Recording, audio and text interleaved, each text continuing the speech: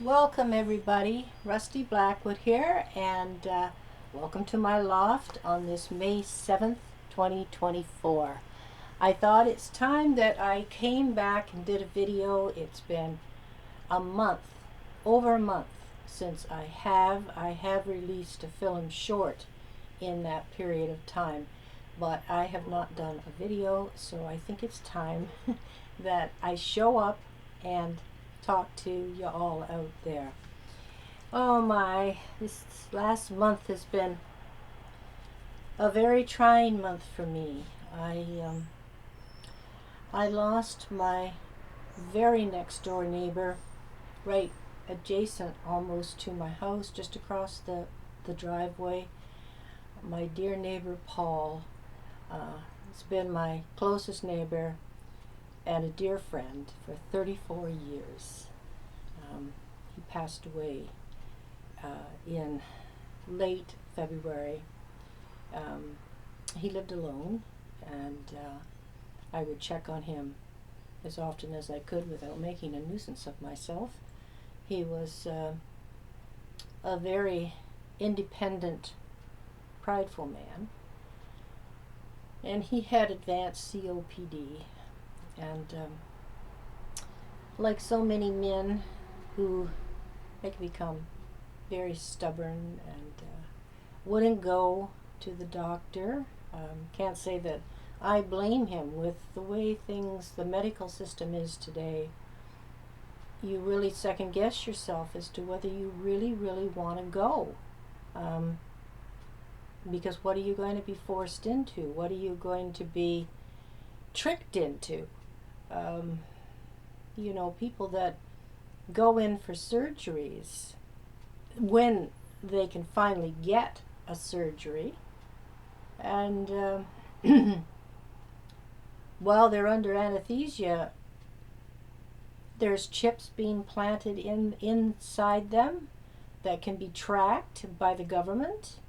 As I read a report on that, and maybe you're being given vaccines that you know nothing about. And you all know my views on that. And so, long story short, Paul wouldn't go. And in order to have oxygen, which he should have had, it has to be prescribed by a doctor.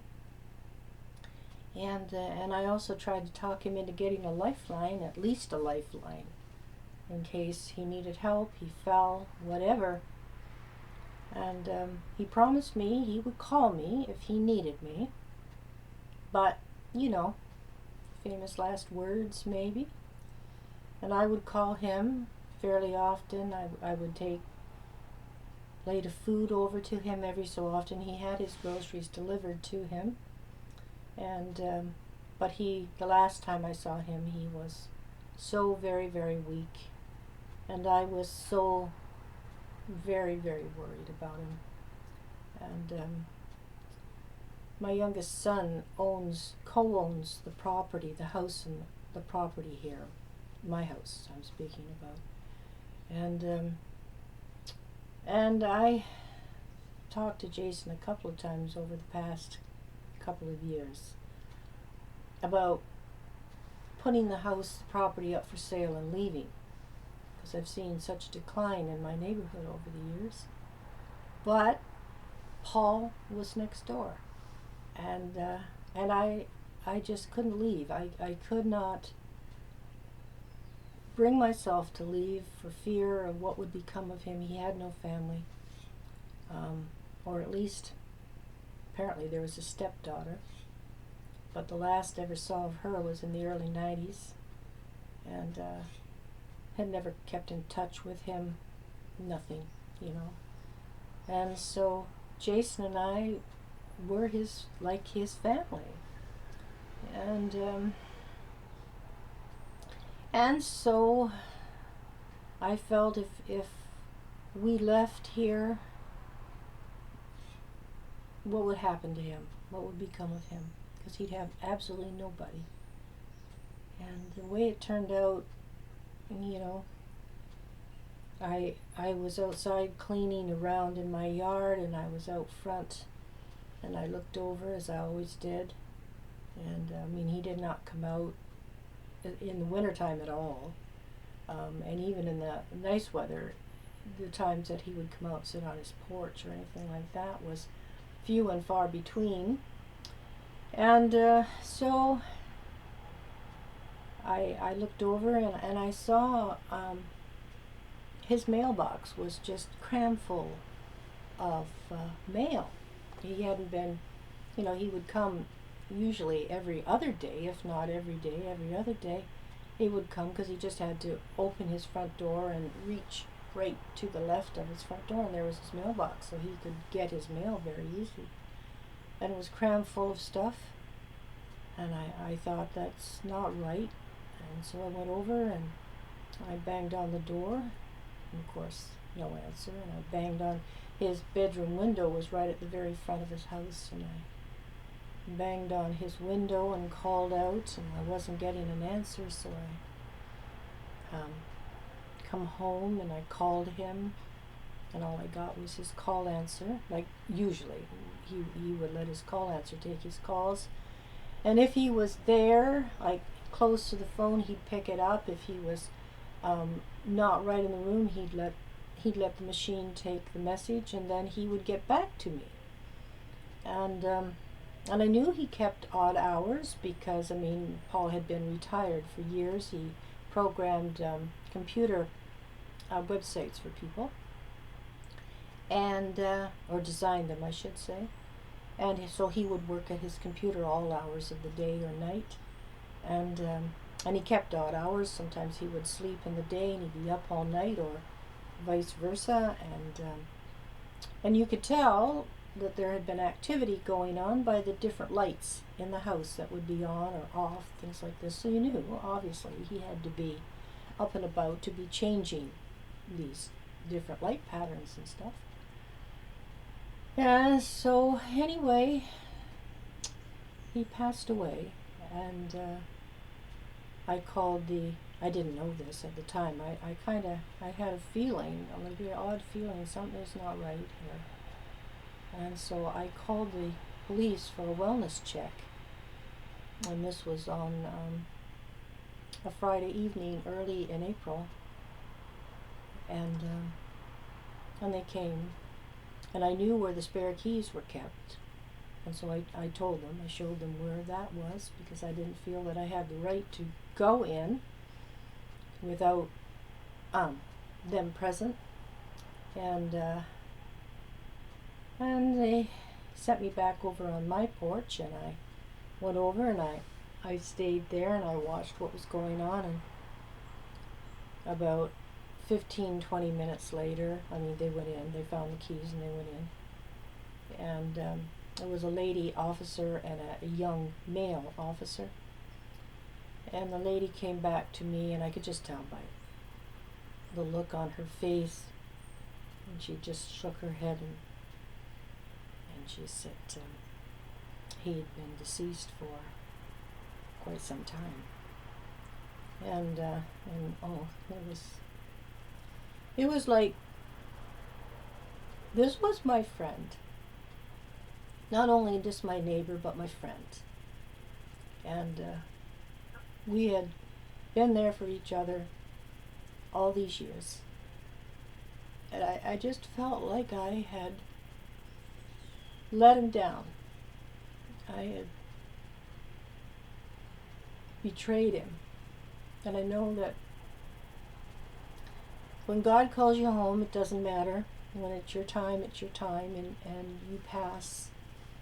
And anybody that may have been looking after you or checking in on you or whatever, it's not their fault. I know it's not my fault, but still, I don't know what I could have done if I had been checking oftener. I didn't want to intrude on his privacy. I didn't want to wake him up if he was sleeping. I think you know what I mean. I just didn't want to make a pest of myself, but I was very, very concerned about him because I knew how weak he was. And he should have been having help come in there again. I mean, had he gone to a doctor, PSWs could have been ordered to come in and help him. And but that wasn't the case, and Paul had passed away, and so if anybody has never lost that's watching this, if you've never lost a friend, well, if you've never lost anybody in your life, let's put it that way, you have no idea what I'm talking about, how it feels. Just the way it just makes you feel. I've lost both my parents, and that was difficult. And of course, aunts and uncles that I was very fond of. And I have lost friends. And losing a friend can be just as devastating as losing a family member. And it never gets easier. Never gets easier. And of course, I think about Paul a lot, because I mean, every time I step out my door, front or back, there's his house. I can't miss it. It's there. And nothing has gone on. I did go in and cleaned out his fridge and turned his thermostat down as low as I could get it down, because that was, he felt the cold and everything, and so the house was hot. And I aired it out a bit, and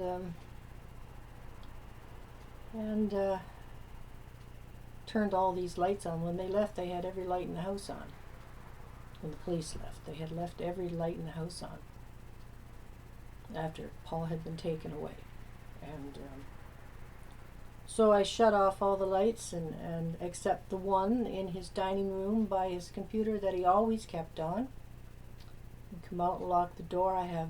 The police gave me the keys. And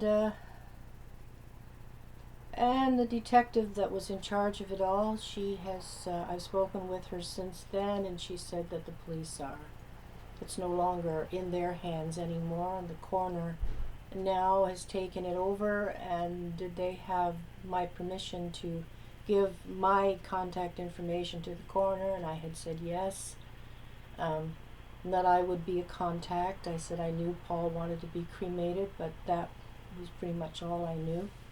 He talked to me about it a couple of years ago, and so I knew what he wanted, and I knew what he wanted to become of his house and everything like that, but everything is such a mess in there. I don't know if there's a will or anything like that, but it's out of my hands, because it's been turned over to the coroner and obviously the city.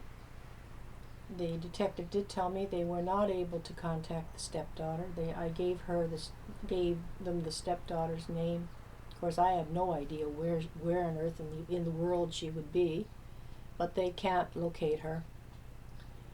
And so it gets turned to the city. Well, I had gone to speak with my lawyer and to see what my rights as his longtime neighbor and friend, if I had any, and what I could do, and my lawyer told me. And I exercised what he told me that I could do, but I can't go through his things. That's got to be left up to whomever the city designates to come there to look after things. So I have no way of knowing what is going on. Nobody has been back in contact with me, and it's now been a month, and nothing's happening. And the hydro and the gas and everything is still turned on, and of course I keep collecting the mail out of his box. It keeps coming, and keeping it at my house here for whoever needs to come for the keys and things like that. And it's just in limbo. I have no idea what's going on. Nobody's contacted me, and that adds to my feelings that I'm currently experiencing as to what is supposed to happen, like for Paul's sake, for his property and things like this. And I guess it's just a waiting game. I guess I just continue to wait. I don't think there's anything else that I can do. When they go through things, and I'm sure Paul left a will, because he was a very organized, responsible man, when he could be. So I'm sure he kept everything on computer CDs, and they're all lined up there in his computer desk, and so they're going to have to go through all of that and see what's on these CDs, and hopefully they will find a will, and it will state his wishes and what he wanted, and they can go from there. And so that's what my last month has been like. I haven't been able to write.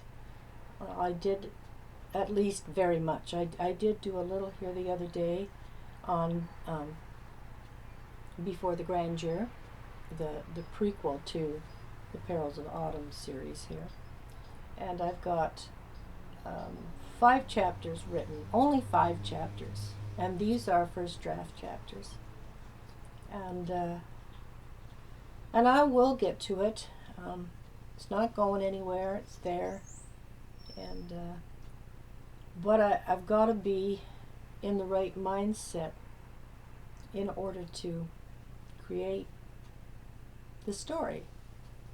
And since I last talked with everybody, I did do a podcast with Simon Ward. He's an author out of England, and he has the podcast, the Budding Author podcast, and he had contacted me and asked me to be a guest on his podcast, and that took place on April the 5th. And at that point in time, I did not yet know about Paul, my neighbor. And so I did the podcast with Simon, and you can view it on YouTube. You can either, it's also on X under Simon Ward or under Budding Author Podcast. And you can go there and check it out and see the podcast with me. And we talk about writing, all different aspects of writing, especially from an indie author's point of view, which I am. And Simon himself has got some fabulous, fantastic books available, and so do check him out. And if you're at YouTube, and while you're there, do check out my dramatic film shorts that are playing on YouTube. There's about 5 of them now, and I did A Hurried Procedure was actually the last promo film short that I did, and that is based on Passions in Paris, Revelations of a Lost Diary, and it is based on a very touching scene that happens in the book, and where I portray Joy Witchmere, and she had to have a hurried medical procedure, and I acted out, and that is what compiles A Hurried Procedure. So please do check it out, and comment it, please, and share it around should you wish. And so do check them out. Check out all my videos if you would, and give me a heads up. Comment me and let me know if what I'm doing you like, and where I could improve or whatever. And do check out my Perils of Autumn series here. The trilogy begins with Perils of Autumn, picks up in the first part of the sequel, Return to Autumn Part 1, and finishes in Return to Autumn Part 2. And keep your fingers crossed for the prequel, Before the Grandeur, The Making of a Horsemaster. I hope you all watched the Kentucky Derby last Saturday. Majestic Dan, congratulations. Wasn't the one that I had chosen. What the heck was the one I had chosen? It was, oh, hang with me. I'll just have a look and see here. Oh, I don't see it. I don't see what I had written down. Oh, yes. West Saratoga.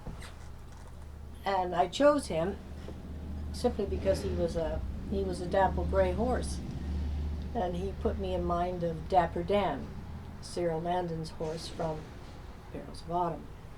And he was the only gray in that was running. There was 20 horses ran. And it was an exciting race. There was 3 right at the finish line, almost at the exact same time. So Majestic Dan did win by a nose.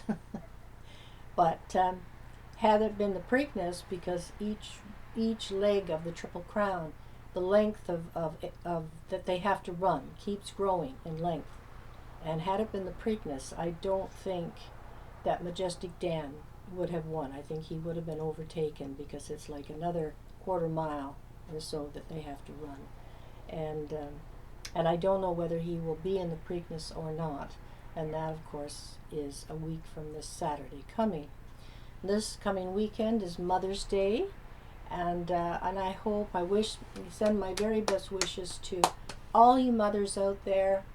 We're a great bunch of girls. And for all of our mothers who are no longer with us, Mama, I hope you have a fantastic Mother's Day with Grandma, both my grandmas, and my mom's sisters who have joined her, and cousins who were mothers who have joined my mom, and all my friends who are mothers. Enjoy your day, ladies, because you are very special. Without mothers, life would not continue. It's as simple as that. So we have a very important job assigned to us, and that we've carried out. And the young mothers of today, I applaud you. You don't have an easy road ahead of you, but you're doing fine. Keep up the good work. Especially my eldest granddaughter, Carson, is mama now of 2 fantastical little boys, Harrison and Carter, whom I always call Carter T, because his middle name is Thomas, so I always call him Carter T.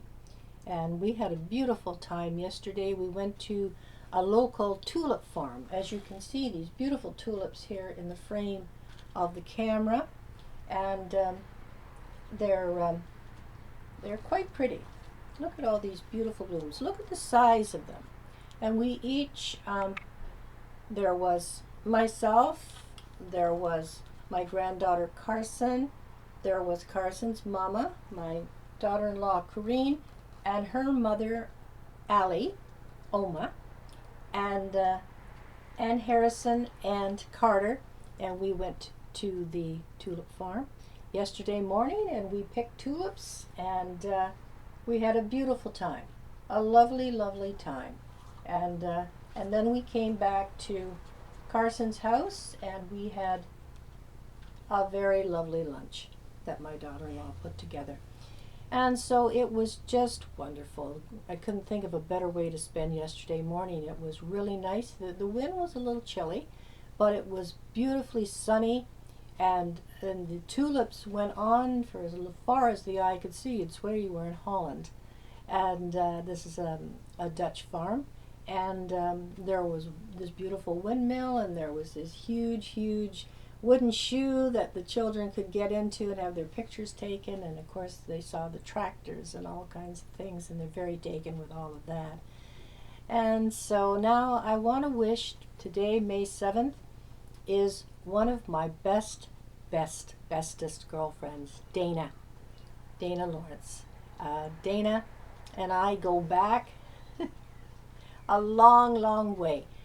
We were sisters in music. We both fronted the band MIRAGE. It was a country rock blues band and show band. And we toured all over southwestern Ontario. And we had ourselves a ball. And she was the keyboardist of the group and did hand percussion, like tambourine and cowbell and things like that. And I was bass guitarist, and both she and I shared lead vocals and harmony for each other. And we had ourselves a fine old time. This happened back in the early 80s, and it's nice. There are some recordings still surviving to this day. We were a cover band, of course. And Dana did write a couple of original pieces, but she never recorded them. And I wish she had, because they were, as I recall, very lovely pieces. And but we did covers, and we had a huge, broad catalog that we could do, because each of us, we had a different style. Our voices, of course, were different from each other, but we were so blessed and fortunate in the fact that we could blend those voices together so well, and that was the sound of MIRAGE, and we did the whole 10 yards. I mean, every set we would change outfits for, and the light would catch the sequins and all these different things, and we had ourselves a good time, and I oftentimes think about that. And so today is Dana's birthday. So happy birthday, Dana. I hope you enjoy every second of this day. I know it's a hard birthday for you, because Dana lost her husband of 24 years back in January 14th. And so there again was another good friend of mine, her husband Brian. And when I think about things, there's been a lot of people passing away, and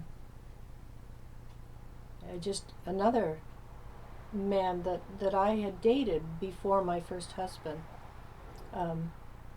passed away just recently as well, and I guess reminds me too. I know how old I am, but you can't dwell on that. You can't think along those lines, like, is today my last day? I mean, today could be a last day for any age, and the whole idea is to rejoice in what you have. Give thanks to the Lord for what we have, and do the best that we can with what we have. Love each other. Be kind to each other. And hug each other whenever possible. And see each other however you can. If you can't get together physically, in this day and age with technology, you can do video chats together, and you still have the phone. You can call, and if need be, you can sit down and write an old-fashioned letter. God be forbid anybody do that anymore. They'd even dropped cursive writing from school, which is the stupidest thing they could have ever done. And I do hear that it is going to be brought back, and I applaud whoever managed to think about that, and put it back in school so that children are taught to read and write cursive. I taught my youngest granddaughter, Sarah, how to write cursive as well as read cursive because I did not agree with it being dropped out of the curriculum. To me, it was the most idiotic thing they could do. Heaven only knows kids struggle enough to read. And how are they supposed to write if they don't learn cursive? I guess they're supposed to print everything the rest of their life. It's just idiotic. And so hopefully it will be reinstated and correct a mistake that never should have happened. And so I'm now at the 30-minute mark of my video, so it's time that I sign off and say bye-bye for now. And I will not leave it so long before I come back for a new video and talk about whatever is going on. And it does help to talk about things. If you don't talk your problems out or the way you feel, they just continue to fester and grow worse inside of you. So you got somebody you can talk to, whether it is a good friend or whether it's a family member who can still be a good friend, or your doctor, your pastor, or go out in a meadow, get down on your knees and visit with your Lord, because you can tell him anything and not have to feel ashamed. You ask forgiveness for your mistakes, because we all make mistakes every day of our life. We sin every day. And if you ask for forgiveness, it will be given. All you have to do is ask. And so, please like this video. Please share it if you would. Please comment it.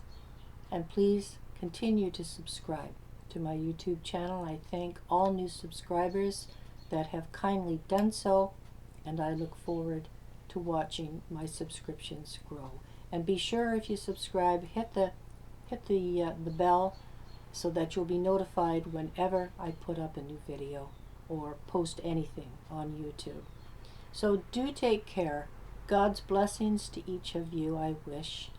And look after yourselves, please. Please. Especially if you live alone. Keep reaching out to people. Stay in contact. And don't let your pride get in the way. So, take care, everybody. And I will talk to you all again soon. Peace out.